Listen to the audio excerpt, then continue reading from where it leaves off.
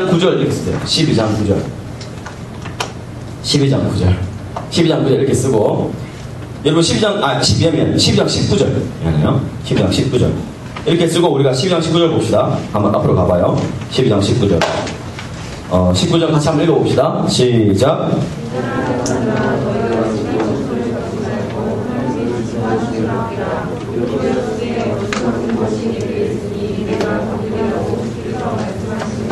예, 이게 이 말씀하고 연결이 되는 거예요. 그러니까 하나님이 이 하나님의 이 원수를 갚으시겠다, 하나님의 진노를 쏟는다 하는 것이 이 땅에서 간략하게 누구를 통해서 나타날 수 있다는 거예요. 이 권세자를 통해서도 나타날 수 있다. 그러니까 여러분, 우리가 원수를 처단하고 무슨 이 심판을 척결하고 하는 우리의 역할이 아니라는 거예요. 그죠? 근데 여러분, 나라는 공의를 세워야 되잖아요. 그죠? 그러니까 여러분, 이런 거예요. 우리가 개인적인 관계 속에서는 정의로움보다는 사랑이 우선해야 됩니다. 그죠? 내가 개인적인 관계에서는 공의보다는 사랑이 우선해요. 그러나 국가는 이런 관계에 있어서 사랑보다는 뭘 우선해야 됩니까? 공의를 우선해야 돼요. 그러니까 여러분, 내가 판사야. 내가 판사인데 하나님은 사랑이 율법에 완성해라 그래요. 당신이 저 사람 죽였습니까? 용서해야지. 어떡합니까? 이렇게 하면 돼요, 안 돼요? 판사는 그렇게 하면 안 돼요, 판사는. 근데 여러분, 우리가 개인의 관계에 있어서도 공의보다는 사랑이 앞선다 이렇게 말하지만, 여러분, 그래도 우리가요, 사랑하는 사람이 약한 자가 억압을 받으면 그때는 뭐가 행해져야 됩니까? 공의가 서야죠. 그죠? 그러니까 우리가 꼭 이거를 이렇게 이건 사실 정확하게 날카롭게 나눌 수 있는 게 아니고 좀 거칠게 나누는 거예요. 그렇지만은 아무래도 개인적인 관계 속에서는 공의보다는 사랑이 우선해야 돼요. 그리고 국가가 관계에 있어서는 사랑보다는 공의를 우선해야 돼요. 그렇지만은 재판하는 사람도 어떻게든 여러분, 어떻게 되겠습니까? 최대한 이 사람이 진짜 혹시 변호사들이 이 돈에 매수돼가지고 거짓말하는 수도 있을 수도 있잖아요. 다 매수돼버리면, 그러면 여러분, 그건 나라가 안 되는 거잖아요, 꼴이.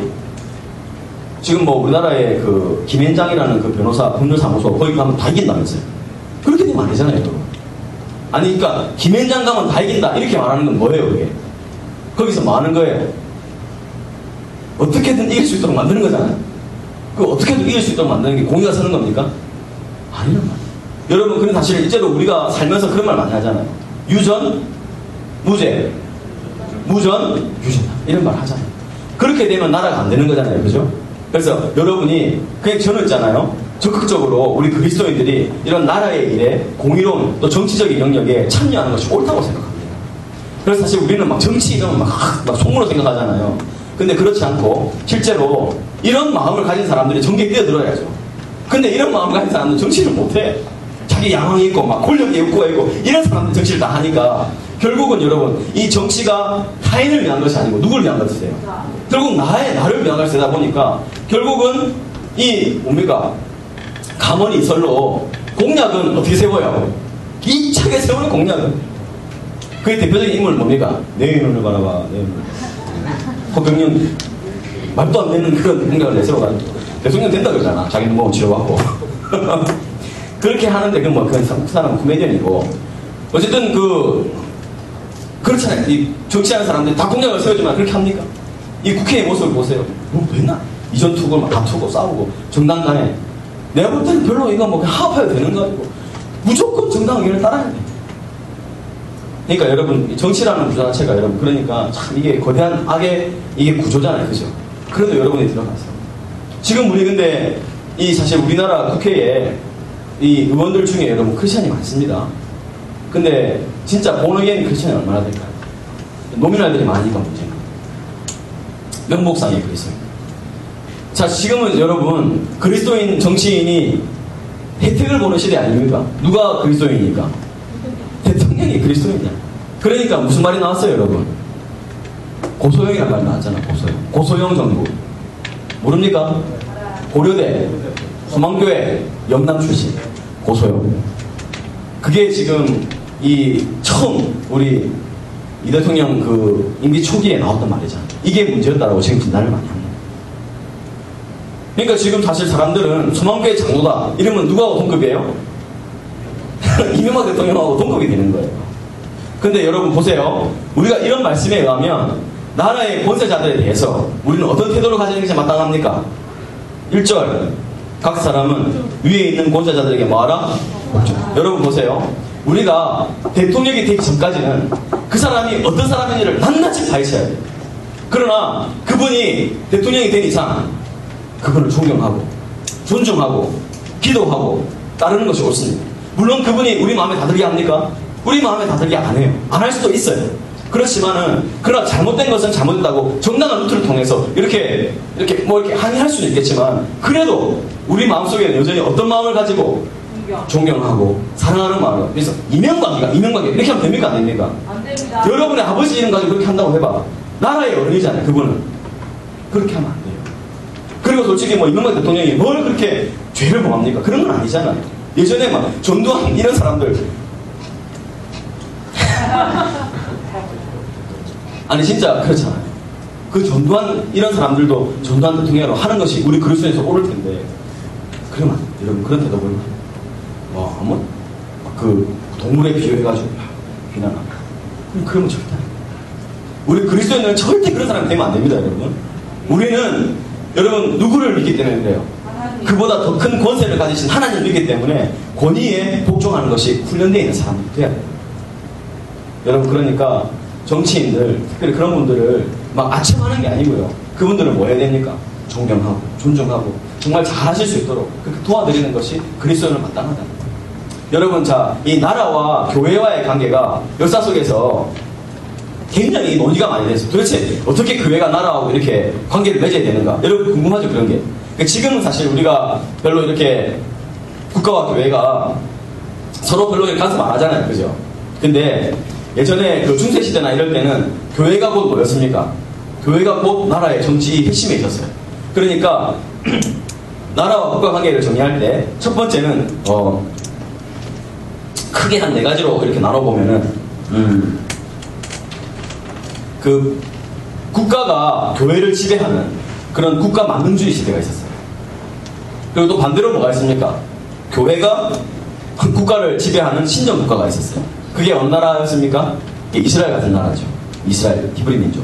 그 다음에 그 콘스탄틴 대제가 이 국가를 공인하잖아요. 기독교국을 공인하면서 이제 나라하고 그러니까 나라가 교회의 호의를 베푸니까 이 호의를 또 받기 위해서 나라에 기대는 교회의 모습 타협안이죠. 그게 콘스탄틴적인 모습이 있었어요.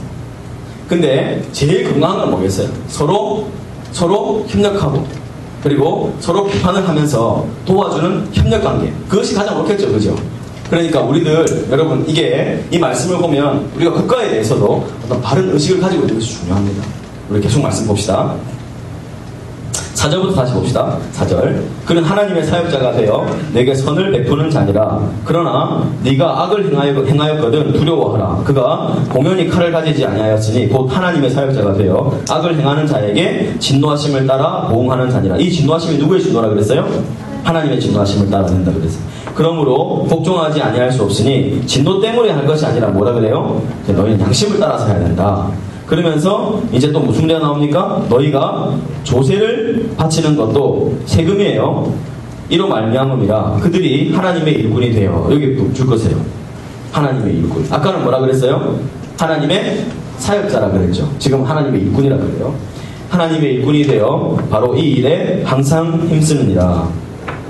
7절 같이 읽어봅시다. 시작. 모든 자에게 줄 것을 주되 조세를 받을 자에게 조세를 바치고 관세를 받을 자에게 관세를 바치고 두려워할 자를 두려워하며 존경할 자를 존경하라.